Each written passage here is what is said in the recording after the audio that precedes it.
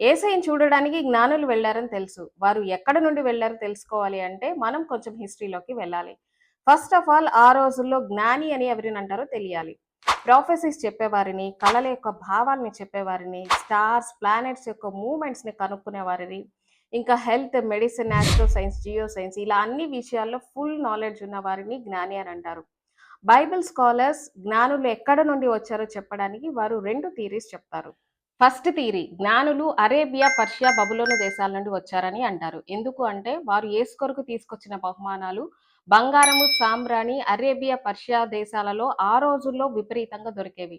అంతేకాకుండా పైన చెప్పిన క్వాలిటీస్ ఉన్న జ్ఞానులు పర్షియా, బబులోను దేశాల్లో ఎక్కువగా ఉండేవారని దానియేలు గ్రంథం తెలియజేస్తుంది.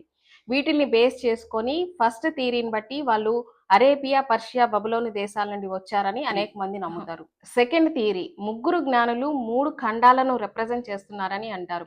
Europe, Africa, Asia. ఎందుకు అనంటే జీసస్ పుట్టిన సమయంలో భూమి ప్రధానంగా 3 భాగాలుగా పిలువబడేది. మెడిటేరియన్ రీజన్ ఇప్పుడున్న యూరప్, లిబియా ఇప్పుడున్న ఆఫ్రికా, ఈస్ట్ ప్రెజెంట్ ఏషియా.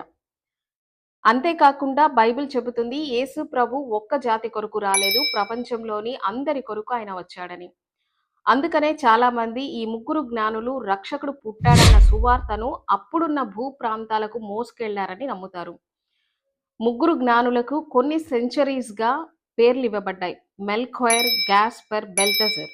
ఇంకా వారి యొక్క అవశేషాలు జర్మనీలోని కొలాన్ అనే క్యాథెడ్రల్‌లో భద్రపరిచారు. బైబిల్‌లో ముగ్గురు జ్ఞానులు వచ్చారని ఎక్కడా రాయబడలేదు. వారు 3 బహుమానాలు తీసుకొని వచ్చారని ఉంటుంది. వారు ఎక్కడ నుండి వచ్చినా నక్షత్రాన్ని చూసి రక్షకుడు పుట్టాడని విశ్వసించారు. రక్షకుని కొరకు వెతికారు. ఫైనల్‌గా రక్షకుని కనుగొన్నారు.